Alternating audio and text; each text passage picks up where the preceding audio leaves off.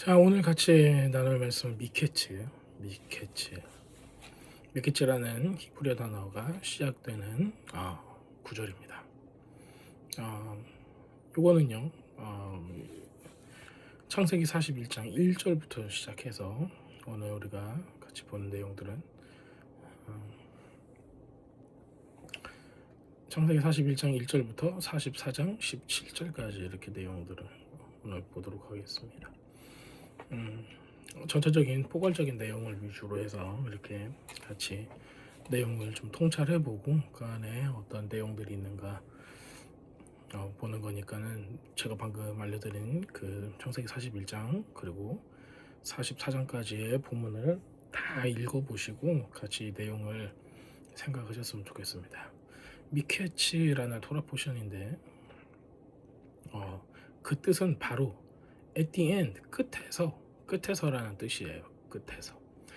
네, 히브리어는 카차츠라는 단어, 뭐뭐 끝에서. 근데 요게 직역을 하면은 어떤 시간이 끝나는 것, 잘라내다, 끊어내다, 뭐가 끝나다 이런 뜻을 가지고 있습니다. 그래서 어떻게 이거는 이 시간이 끝났어 그런 뜻도 있지만은 이 시간이 잘라내져 버렸어, 끊어져 버렸어. 이런 뜻을 굉장히 좀 적극적인 느낌이 있죠. 잘라내버렸다. 끝났다는 건 영화가 끝났다는데 이거는 잘라내다면 영화의 끝을 그냥 잘라버렸다. 이런 느낌이 있죠. 그런 느낌으로 우리가 볼 수가 있어요.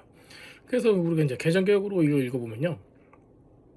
창세기 41장 1절에 만 2년 후에 바로가 꿈을 꾼즉 자기가 나일 강가에 서 있었는데 이제 우리는 보통 히브리 사람이 아니기 때문에 2년 후에 바로가 꿈을 꾼즉 자기가 나일강에 서 있었는데 하면서 이제 바로의 꿈에 초점을 맞춥니다. 이거를 세번역으로 보면은 그로부터 만 2년이 지나서 이렇게 돼 있어요. 되게 재밌죠. 바로가 꿈을 꾸었는데 나일강에 서 있었는데 이렇게 나와 있는데 여기서 그 미케츠라는 이 히브리어 단어는 이런 겁니다. 만 2년 후에 그로부터 만 2년이 지나서 이렇게 돼 있는 거예요. 그러니까 이 뜻이 뭐냐면은 at the end, 그러니까는 그 만 2년의 끝에, 그런데 그 끝에서, 그러니까는 요셉이 이런 일이 있고 나서 2년을 기다리는 거예요. 그리고 그 2년의 끝을 하나님께서 그 기간, 요셉이 이 지하 감옥에 있는 그 기간을 만 2년으로 끝냈다, 잘라냈다라는 거예요. 그러니까 이제 의미가 확 달라지죠. 왜냐면 우리는 요거를 이 성경 구절을 볼 때 그 바로가 꿈을 꿨구나 이거에 더 초점을 많이 맞췄어요. 그런데 실제로 히브리어 단어는 뭐냐면은 기다림의 시간이 끝났다로 시작을 하는 거예요. 그렇죠? 이게 굉장히 재밌는 단어가 되는 겁니다. 그래서 요셉의 기다림의 시간이 2년 후에 하나님께서 이것을 잘라냈다, 끊어내셨다라고 해석을 할 수가 있는 거예요. 그러면 이 뒤로부터 일어나는 일이 바로가 꿈을 꾸는 거가 중심이 아니라 하나님께서 그 시간을 잘라내고 하나님께서 역사하시기 시작했다라는 그 의미를 더 강하게 우리에게 보여주고 있는 것이 현실이라는 겁니다. 이런 거 있죠. 우리가 나는 잊혀졌어. 사람들에게 나는 정말 많은 꿈이 있었고 뭐 하고 싶은 게 있었고 나는 어떤 전문적인 어떤 지식이 있었고 나는 정말 대단한 사람이었는데 이제는 늙었어. 아니면 이제는 나는 잘할 줄 알았는데 잘 못했어. 그래서 막 잊혀지고 나는 아무것도 아닌 것처럼 그런 사람이 된 것 같다고. 그런데 우리에게는 뭐가 있어? 약속이라는 게 있단 말이에요. 하나님께서 내가 그리고 너를 통해서 어떤 일을 이렇게 하겠다라는 그런 언약과 약속이 있는데 시간이 지나니까 아닌가 봐. 나는 그런 사람이 아닌가 봐. 나는 선교를 하기 위해서 또 하나님의 나라를 위해서 무엇인가를 위해서 하나님께 서원했고 정말 열심히 하려고 했는데 이 시간이 지나니까 나는 그런 대단한 사람이 아니야. 그래서 난 이걸 끝내야겠어. 그만해야겠어. 이런 기분이 들 때가 우리가 신앙생활 하다 보면 많이 생기는 것 같습니다. 그러면서 이렇게 시간이 흐르면서 희미해지고 나만 홀로 이렇게 뒤처진 것 같고 어떨 때는 외롭고 절망적인 어떤 시간들을 우리가 보낼 수가 있을 것 같습니다. 자, 우리는 이렇게 크고 작은 기다림의 시간들을 통과하면서 살아갑니다. 어떨 때는 이게 뭐 응답도 없는 것 같고 정말 해결되지도 않는 이런 문제들, 이게 계속 내가 인풋을 했지만은 뭐 아무 변화가 없고, 하나님의 약속도 이렇게 끝인가? 아니면 하나님이 문제가 아니라 뭐 내가 문제겠지. 뭐 우리는 신앙이 있으니까. 하나님 문제가 아니라 내가 문제지. 내가 부족한 거지. 그냥 여기서 그만하자. 그냥 그만하고 그냥 내 삶을 살아야겠다. 그냥 뭐 돈을 쫓아내면 어때? 우리 지난주에 배웠었지. 유다가 어떻게 돈을 쫓아내지? 수아라는 그 사람, 가나안 사람, 그 사람과 결혼을 그 하게 되는 그 모습. 수아가 이제 부라는 뜻을 가지고 있다. 이제 그거에 대해서 배웠는데. 자, 그래서 오늘은요, 이 미케츠라는 단어로 이게 시작이 되는 겁니다. 하나님께서 그 시간, 요셉도 지하 던전에서 감옥에 있는 그 시간을 어떻게 보면 정말 하나님께서 나를 잃어버리셨는가? 나를 통해서 그 보여줬던 그 꿈들이 이루어질 것인가? 그 곡식단의 꿈과 별들이 절하던 그 꿈을 하나님께서는 뭐 그냥 나를 이렇게 어렵게 만들려고 그런 꿈들을 주셨는가? 이렇게 생각했을 거예요. 나는 아직도 지하 감옥에 있네. 되는 일이 하나도 없네. 뭐 이렇게 생각하면서 있었을 겁니다. 근데 이 미케츠로 시작하는 이 단어가 이 모든 것에 대한 해답이 되는 겁니다. 하나님께서 이 인연을 끝으로 잘라냈다, 끝냈다, 끊어버렸다.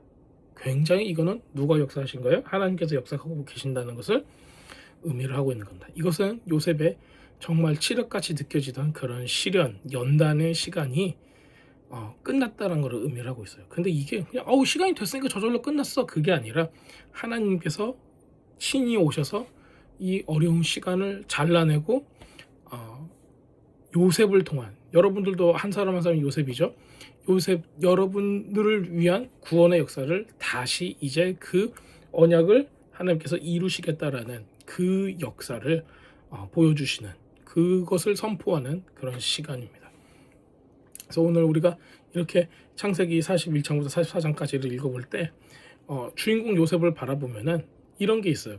술관원장, 떡관원장이 있었는데 술관원장이 이제 감옥에서 풀려나면서 요셉한테 내가 너를 꼭 기억할게. 요셉도 얘기를 하죠. 잘 되면 나를 기억하고 여기서 건져 주십시오 하시면은 성경은 어떻게 얘기해요? 술관원장은 요셉을 기억하지 못하고 그를 잊었더라, 이렇게 기록하고 있습니다. 언제 동안? 2년 동안.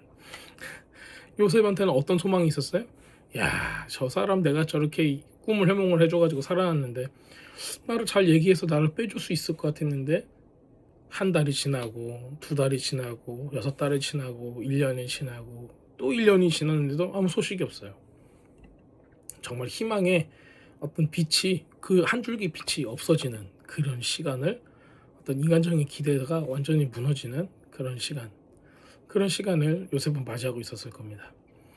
오늘 사람은 잃어버려도 하나님께서는 우리를 향한 그 계획을 잊지 않는다. 하나님의 완벽한 계획. 우리는 그렇잖아요. 우리의 삶은 시간이 딱 정해져 있단 말이에요. 한 번의 인생으로. 그런데 우리가 볼 때 나는 40이 넘어서 50이 넘어서 60이 넘어서 70이 넘어서 80이 넘었어. 더 이상 하나님께서 나를 통해서 이루실 게 없어. 나는 그냥 뭐 이제 이렇게 살다 죽는 거야.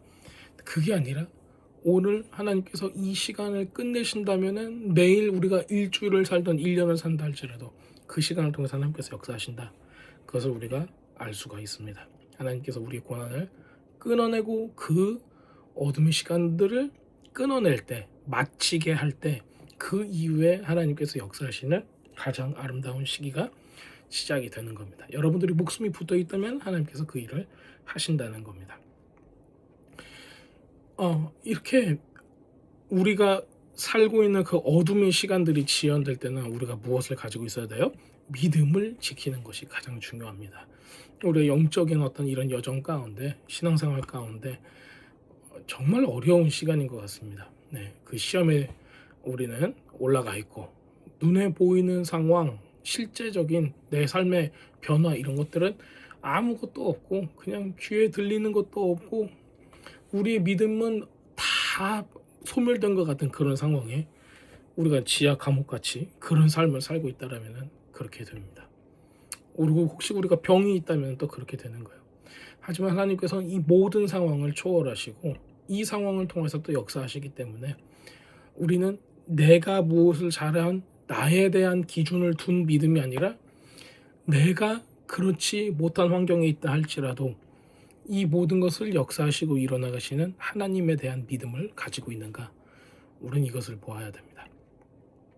요셉이 이 술관원장이 살아서 나간 뒤에 2년은 그냥 단순한 지연이 아니라 굉장히 필수적인 인간적인 어떠한 소망도 남겨두지 않는 하나님의 필수 코스, 필수적인 침묵의 시간이었습니다. 만약에 술관원장이 요셉을 기억하고 2년 전에 먼저 감옥에서 딱 꺼내줬어요. 얘는 잘못이 없어요. 그리고 얘 때문에 제가 이렇게 살았어요. 하고 제가 지난번에 말씀드렸듯이 술관원장은 나중에는 랍사게라고 불릴 정도로 그 왕의 2인자 아주 높은 그 위치에 있는 사람이었는데 감옥에서 꺼내줄 수 있죠. 감옥에서 요셉을 꺼내줬더니 어떻게 됐을까요? 나 이제 고향에 가야겠어. 집으로 돌아가야겠어. 하고 집에 돌아가서 아버지하고 만나고 아버지는 내 아들이 살아 돌아왔구나. 이제 가서 양을 치거라. 형들을 잘 돌봐줘라. 형들을 옛날처럼 그냥 고자질 하면서 살아라. 이런 삶이 계속됐을 거란 말이에요. 자, 그런데 하나님께서 준비한 건 뭐예요? 애굽의 총리가 되어서 이집트에 그리고 전 지구적으로 일어날 기근을 준비하게 하셨다는 겁니다. 그래서 자기 가족과 온 땅을 구원하는 모든 사람들, 온 전 세계의 사람들을 기근으로부터 구원한 사람이 누구였어요? 바로 이 요셉이라는 사람입니다. 그래서 온 땅을 구원하는 이런 구원자는 히브리어로 예슈와 예수님의 사역을, 그 사명을 감당할 수 있도록 이 시간을 준비를 했다라는 겁니다. 우리가 생각할 때는 하나님, 저 요셉이 너무 힘들어요. 요셉을 살려주세요. 나도 너무 힘들어요. 나를 살려주세요. 이렇게 할 수 있지만 하나님의 큰 계획은 이 시간을 통해서 하나님을 더 의지하고 그 뒤에 일어나는 하나님의 큰 계획을 우리가 신뢰하고 하나님께서 역사하실 수 있도록 그 모든 하나님의 권위를 존중해 드린다는 겁니다. 그래서 하나님께서는 그 술관원장의 기억을 닫으시고 우리로 하여금 우리의 시간을 기다리게 하셨습니다. 그래서 저와 여러분들은 이 시간을 기다리는 것입니다. 바로가 감당할 수 없는 꿈을 꿉니다. 바로는 누구예요? 세상의 왕이죠. 세상의 왕. 이 세상이 감당할 수 없는 꿈을 꿉니다. 세상이 경제로 힘들어요. 무엇으로 힘들어요? 살아가는데 힘들어요. 이념으로 힘듭니다. 어떻게 살아가야 될까 모르겠습니다. 이런 감당할 수 없는 그런 역사가 일어날 때 온 애굽의 지혜자가 무력해질 때 그때 누가 나타나죠? 바로 요셉이 나타난답니다. 이 침묵 속에서 요셉을 붙들었던 것은 무엇입니까? 바로 소망입니다. 하나님께서 역사하신다는, 하나님께서 나에게 꿈을 꾸게 하셨다라는, 그리고 내가 배운 말씀에 나타나 있는 하나님의 약속은 언제나 실패하지 않는다. 그런 소망을 가지고 있었습니다. 언약이라는 게 이런 겁니다. 언약은 아브라함과 하나님께서 맺은 언약, 우리 인간 사이에 맺은 언약도 다 이런 거예요. 내가 부족하다 할지라도 그 언약은 변하지 않는 거예요. 내가 부족하다 할지라도 언약은 변하지 않는 겁니다. 그렇기 때문에 나는 죄인이야. 나는 뭐가 부족해. 나는 뭐가 안 되는 사람이야. 나는 정말 아무것도 아닌 사람이야. 이것이 언약을 무효화시키는 게 아니에요.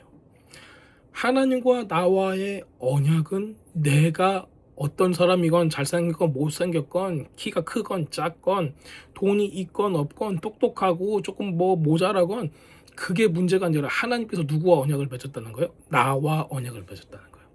그래서 그 언약은 깨어져요? 안 깨져요? 안 깨진다는 겁니다. 그러면 우리가 무엇을 알아야 되는가? 그 언약이 깨지지 않는다는 걸 알고 그 언약에 우리의 모든 믿음을 맡기는 겁니다. 자, 그러면 우리는 뭐가 있어요? 내가 비록 당장 지하 감옥에 갇혀 있다 할지라도 우리에게는 무엇이 있습니까? 그 언약에 근거한 소망이 있다라는 거예요. 헬라어로는 엘피스라고 해요. 흔들리지 않는 기대감과 소망이에요.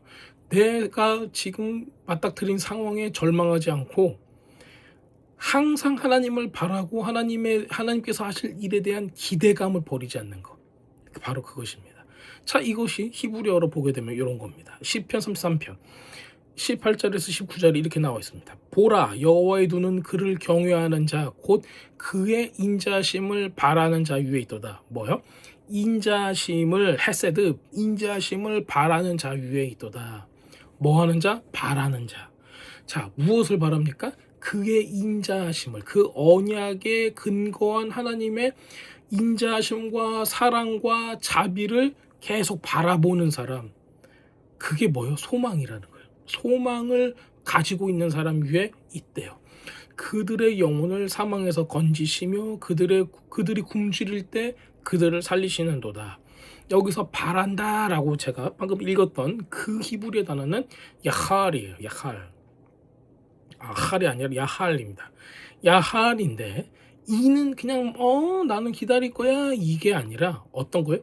확신에 차 있어요. 확신에. 하나님께서는 역사하실 거야. 왜? 그렇게 주님께서 약속을 하셨기 때문에. 지금 당장 내 삶이 이렇다, 상황이 이렇다 할지라도 나는 소망이 있어. 왜? 내 하나님이 언약을 나와 맺으셨기 때문에. 그래서 요거는 수동적으로 그냥 주님께서 알아서 해주시겠지 요게 아니라 신실하심의 그 언약에 근거해서 기쁨과 확신에 차 있는 상태인 겁니다. 내일 모레 1년이 지나고 2년이 지났는데도 아무 역사가 일어나지 않았어. 그래도 우리는 뭐 하고 있어요? 이루어진다. 하나님께서 나를 통해 역사하실 것이 이루어진다. 그래서 나는 기쁘고 오늘도 새롭다. 그래서 요셉처럼 우리가 기쁨 가운데 인내할 수 있게 되고 겸손하게 되고 소망을 잃으면 어떻게 되죠? 사람이 막 디프레션이 오고요. 어려워집니다. 근데 그게 아니라 소망을 잃지 않고 기쁨과 확신 가운데서 하나님의 역사를 계속 바라보며 있는 겁니다. 우리의 삶을 통해서 하나님께서 역사하실 주님의 높은 위대한 계획이 이루어지고 그리고 하나님께서 바로 저와 여러분을 사용하신다는 겁니다. 오늘 이 말씀을 듣는 여러분들 가운데서 응답 없는 기도의 시간을 보낼 수도 있어요. 약속이 더디게 느껴지고 마음이 지치고 그럴 수 있어요. 하지만은 우리는 말씀을 기억해야 됩니다. 마태복음 24장 25절에 천지 하늘과 땅은 없어질지라도 내 말은 없어지지 아니하리라 말씀하신 것처럼 하나님의 약속은 이루어 주십니다. 어떤 상황이든 사람들이 나를 잊고 하나님의 말씀 나한테 거짓이라고 얘기하던 전혀 문제가 되잖아요. 하나님의 말씀, 하나님의 약속, 하나님의 언약은 반드시 성취됩니다. 그분은 그 약속을 지연되지 않게 하고 가장 완벽한 때, 우리 요셉의 때를 보는 것처럼 가장 완벽한 때, 완벽한 방법으로 이루실 것입니다. 여러분들이 포기하지 않으면.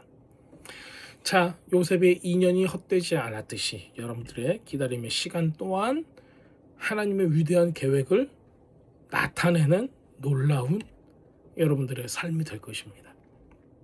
자, 또 어떤 일이 일어났죠? 바로 파라오가 이제 요셉을 불러냅니다. 세상의 지혜가 한계에 부딪혀요. 파라오는 세상의 왕이라고 제가 아까 말씀드렸죠. 그랬을 때 하나님의 지혜와 능력이 누구를 통해서? 요셉을 통해서 드러난다는 겁니다. 자, 여러분들이 요셉이 되고 여러분들을 통해서 하나님의 지혜와 하나님의 역사와 하나님의 성령의 놀라움이 나타나야 된다는 겁니다. 세상의 가장 높은 권력과 지성과 이 모든 것들이 해결할 수 없는 문제에서 난리가 나는 겁니다. 하나님은 가장 낮은 곳에 있는 여러분들을 통해서 일하십니다. 자, 이것은 하나님께서 일하시는 방법이고 세상의 지혜를 부끄럽게 하는 하나님의 능력이고 하나님의 역사입니다. 자, 파라오 애굽의 바로 왕은 두 가지의 기이한 꿈을 꿉니다. 여러분도 아시다시피 살찐 7암소가 있고 마른 7암소가 있는데 마른 것이 살찐 걸 잡아먹고 또 충실한 7 이삭 그 다음에 마른 7 이삭이 있는데 마른 것이 잡아먹는 그런 꿈을 꾸게 됩니다. 파라오의 바로 왕의 마음은 번민했고 모든 마술사, 하루툼, 현자, 하캄, 이게 세상의 지혜를 가진 자, 세상의 능력을 가진 자라는 뜻을 가지고 있는데 이 사람들이 그 꿈을 해석하지 못했습니다. 해석은 저는 이렇게 생각해요. 해석은 했어요. 왜 우리가 봐도 지금 무슨 뜻인 줄 알잖아요. 그런데 문제가 뭐예요? 해석이 끝이 아니라는 거예요. 해석은 하되 그 답과 그것을 어떻게 우리가 처리해야 되는가, 그 지혜가 필요했던 거예요. 자, 그러면은 흉악한 것이, 마른 것이 살찐 것을 먹는다. 그 흉년이 풍년을 먹어버릴 만큼 된다. 그러면 우리는 어떻게 해야 돼? 라고 물어봤을 때 현자나 마술사들이나 이 박수무당들은 거기에 대한 답을 내놓을 수가 없다라는 거예요. 그러니까 그 사람들은 이게 무슨 뜻인 줄 알았어도 왕한테 얘기할 수가 없었죠. 자, 그러니까 이 모든 지혜자들도, 세상의 지혜자들은 정말 무력한 존재가 됐던 겁니다. 세상에서 가장 빛나는 지혜가 뭘 할 수가 있어요? 깊은 어둠 가운데서 길을 밝히는 빛이 될 수가 있습니다. 그게 바로 하나님의 지혜고, 누구를 통해서 이게 나타나죠? 요셉을 통해서. 그리고 오늘 이 마지막 때 가운데서도 요셉과 같은 역할을 하는 여러분들을 통해서 이게 나타납니다. 바로 그때 술관원장이 기억을 합니다. 아, 요셉을 기억하는 겁니다. 죄수복을 입은 히브리 청년을 데려오고 옵니다. 이때 당시 히브리 사람은 가장 강대국인 이집트가 봤을 때 히브리 사람은 목축업을 해요. 그러니까 목축업을 하는 사람은 옛날 조선시대 백정 같은 그런 느낌이 있죠. 예,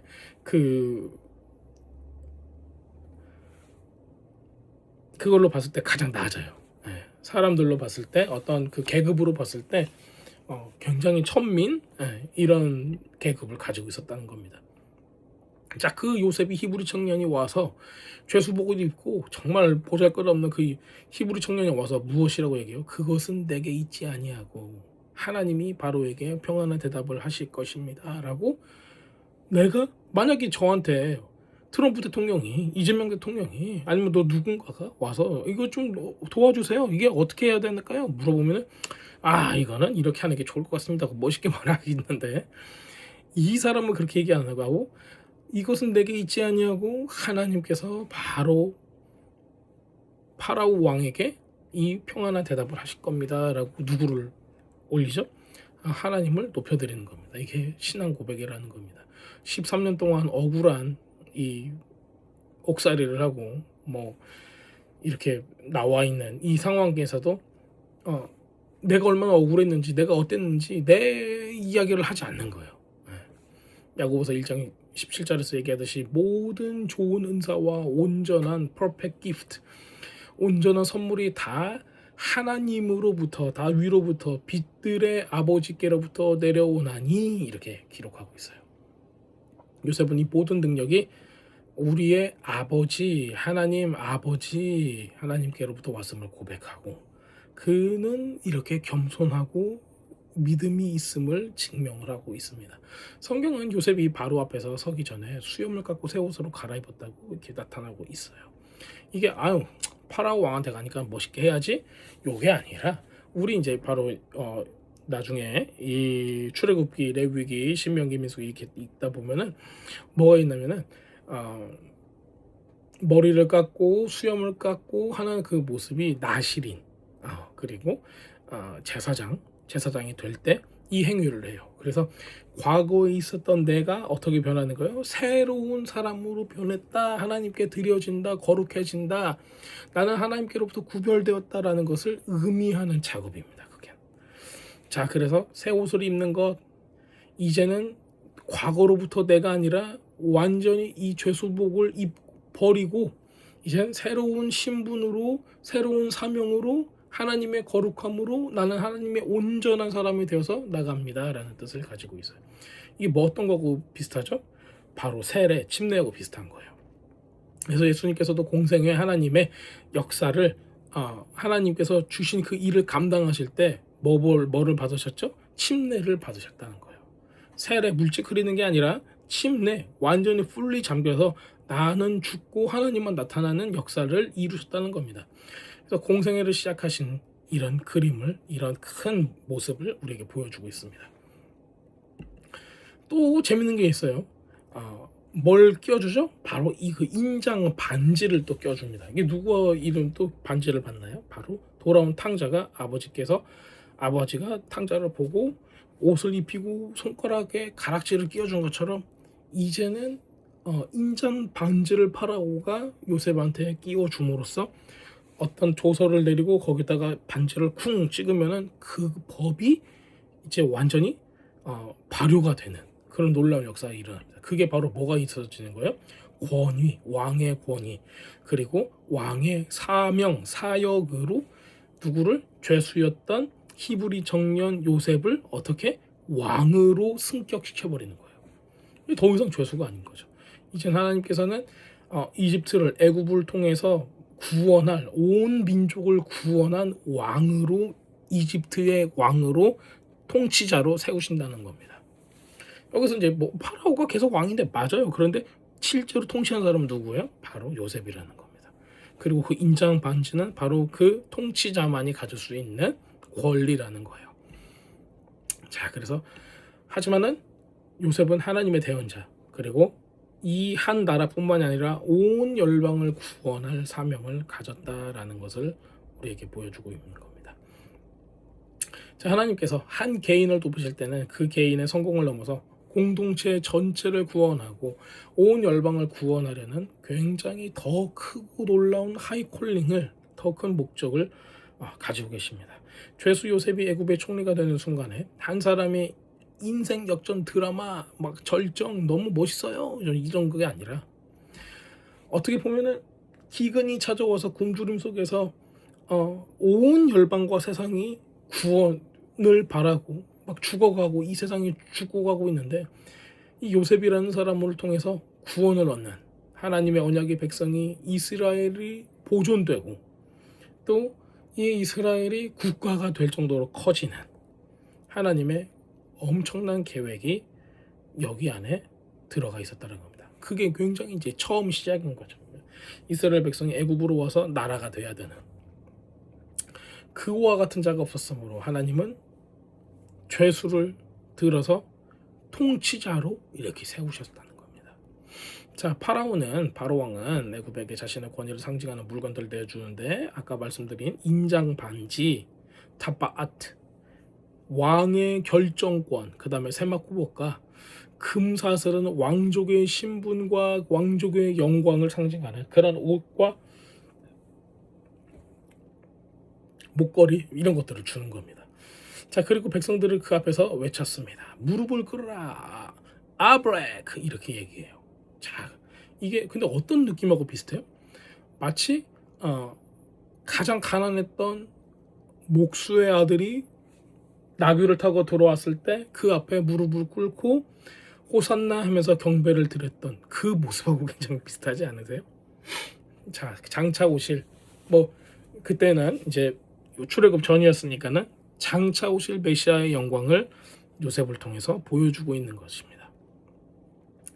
자, 바로 왕이 요셉의 이름을 이렇게 지어냅니다. 사브낫 바네아, 이렇게 얘기를 해요. 사브낫 바네아, 짜펜나스 파네아, 이렇게 하는데 비밀을 드러내는 자라는 뜻이에요. 그리고 비밀을 말하는 자는 생명을 얻는다.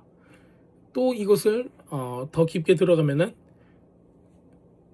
비밀을 말해, 계시를 말하여 먹게 한다, 양식을 준다, 살게 한다, 이런 뜻을 가지고 있다는 거예요. 그럼 결국에는 뭐예요? 하나님의 생명 양식, 그 비밀의 양식을 계시하고 가르치면은 우리에게 뭐가 온다? 영원한 생명이 온다. 이게 그 사브나 바레한 뜻은 예수님의 사역을 가르쳐 주는 거예요. 네, 생명의 말씀을 나눠주시는 그 양식을, 생명의 말씀, 생명의 양식을 나누시는 예수님의 모습을 보여준다는 겁니다. 그래서 생명의 떡이 바로 예수님이라는 것을 요셉을 통해서 보여주는 거예요. 자, 어떻게 보여줘요? 요셉이 누구를 살려줘요? 굶주린 세상에 곡식을 나누어줘서 살리는 것처럼 정말 그 기근이 있는 모든 사람들 가운데 말씀의 떡을 영적인 떡을 나누어서 사람들로 온 인류로 살 수 있도록 스스로가 생명의 떡이 되어주시는 예수님의 모습을 보여줍니다. 자, 또 요셉은 형들의 자루에 몰래 양식값을 다시 넣어줘요. 근데 이게 이사야서 55장에 예언이 나와 있는 거예요. 값없이 주어지는 하나님의 구원으로. 왜? 내가 돈 내려고 했는데 그 돈이 다시 내 자루에 들어가 있었다고요. 그러니까 구원은 값을 매길 수가 없다. 네가 내가 돈 주고 살 거야라고 얘기했어도 그게 다시 내 자루에 돌아와 있다는 거예요. 자, 더 나가서도 요셉은 노예와 죄수로서 고난의 시간을 보내서 형들의 죗값을 이미 누구 잘못이에요? 형들의 잘못 때문에 거기에 가 있었잖아요. 그러니까 형들의 죗값을 누가 치른 거예요? 요셉이 이미 치루었다. 이는 자신의 피로 우리를 완전히 속량하고 대속한 우리의 모든 죄값을 치르신 예수님 메시아의 완전한 구원의 그림을 또 우리에게 보여주고 있는 겁니다. 자, 또 이제 아까 우리 위에서 읽었던 그 아브렉 그 무릎을 꿇라 이 뜻 있죠. 이 뜻은 이 아브렉은요 바라크는 뭐죠? 히브리어로 축복하다, 무릎을 꿇고 가장 귀한 것을 드리다 요거잖아요. 그 바라크라는 단어에서 나옵니다. 그래서 존경과 경의의 표현을 가지고 있습니다. 자, 바로는 이렇게 얘기합니다. 모든 만물이 너에게 복종할 것이다. 네 허락 없이는 수족을 놀릴 자가 없다. 이렇게 얘기를 하는 거예요. 자, 온 애굽이 요셉의 입의 말에 순종해야 한다. 온 열방이 순종해야 된다라고 누가 얘기하는 거예요? 세상의 왕파라고 얘기하는 거예요. 시편 2편에 그의 아들에게 입맞추라. 그렇지 않으면 진노하심으로 너희가 길에서 망하리라. 이렇게 기록하고 있습니다. 이 시편의 말씀을 바로 여기서 예표하고 있는 겁니다. 모든 만물이 메시아이신 예수님 앞에서 무릎을 꿇고 그분을 주로 시인하게 될 것이라 하는 것을 요셉을 통해서 예고편처럼 보여주는 거죠. 마침내 기근을 피해서 곡식을 사러 온 형들이 요셉 앞에 엎드려 절하게 됩니다. 바로 그 꿈에서 봤던 것처럼. 자, 소년 시절 요셉이 꾸었던 그 꿈이 그대로 성취됐던 것. 그 다음에 그런데 요셉은 이놈들 하고 복수하지 않았다는 거예요. 그 형들을 가혹하게 대했던 것은 두 가지 목적이 여기서 나타나고 있습니다. 하나는 베냐민을 애굽으로 데려오기 위한 계획이었어요. 그리고 다른 하나는 그들의 마음이 진정으로 변화했는지 회개했는지 그것을 시험하고 그 회개가 맞다라면 이제 뭐가 필요하다는 거예요? 화해가 필요하다. 그래서 화해하기 위해서 이런 일들을 계속 뒤에서 벌였다는 겁니다. 요셉의 목적은 형제들을 만났을 때 심판하기 위함이 아니라 화해하고 구원으로 이끌기 위해서입니다. 그렇기 때문에 요셉의 파란만장한 인생의 여정은 그냥 개인적인 어떤 성공 스토리가 아니라 한 가족, 공동체, 이스라엘이라는 나라가 하나님께 선택된 백성이 되고 그 준비되고 온 세상을 구원하려는 하나님의 위대한 계획의 서막, 그리고 그거에 대한 예고편 같은 모습으로 우리에게 보여주고 있습니다. 자, 오늘 말씀은 이렇습니다.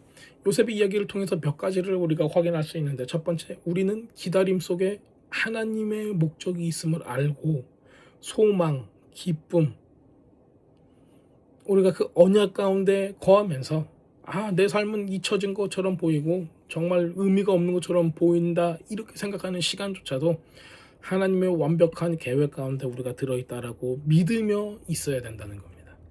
두 번째, 하나님은 우리의 상황을 한 번에 단 한순간에 역전시킬 능력이 있으십니다. 그래서 죄수의 신분, 히브리 사람의 가장 낮은 어떤 그런 비참한 어떤 이런 사람, 그런데 이 죄수의 신분에서 하룻밤 사이에 한 나라의 총리로 만드신 하나님이 오늘도 우리의 하나님이십니다. 그래서 여러분들의 절망, 나의 절망, 우리의 모든 절망을 희망으로 바꾸실 수 있다는 겁니다. 또 세 번째는 이것입니다. 우리의 고난은 더 큰 구원의 계획을 준비하는 과정입니다.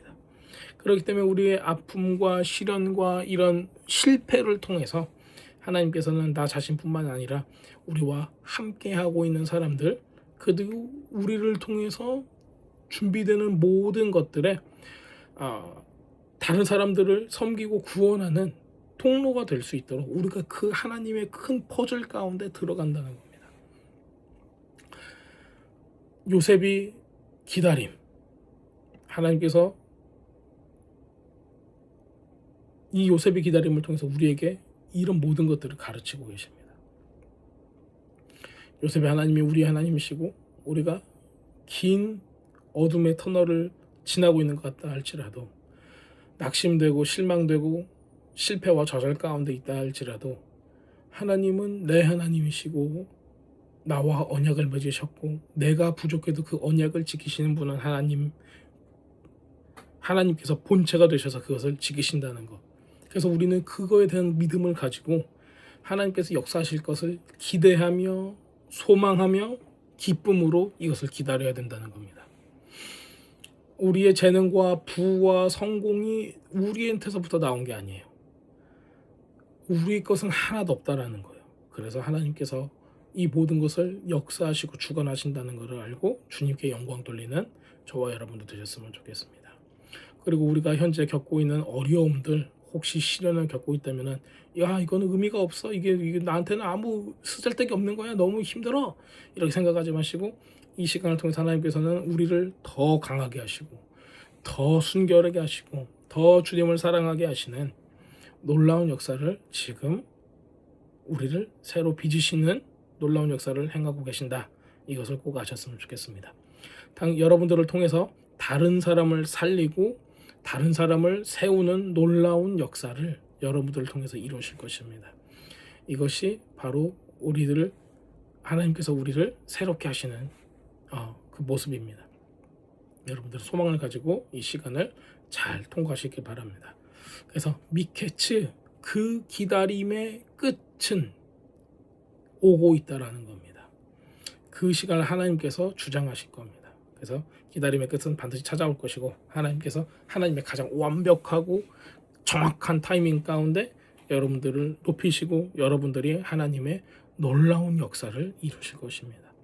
메시아가 오셨던 것을 미리 보여주는 이 요셉의 삶처럼 우리의 삶 가운데서도 메시아 예수님의 모습들이 그대로 나타나 주님께 영광 돌리는 여러분들 되셨으면 좋겠습니다. 축복하고 다음에 뵙겠습니다.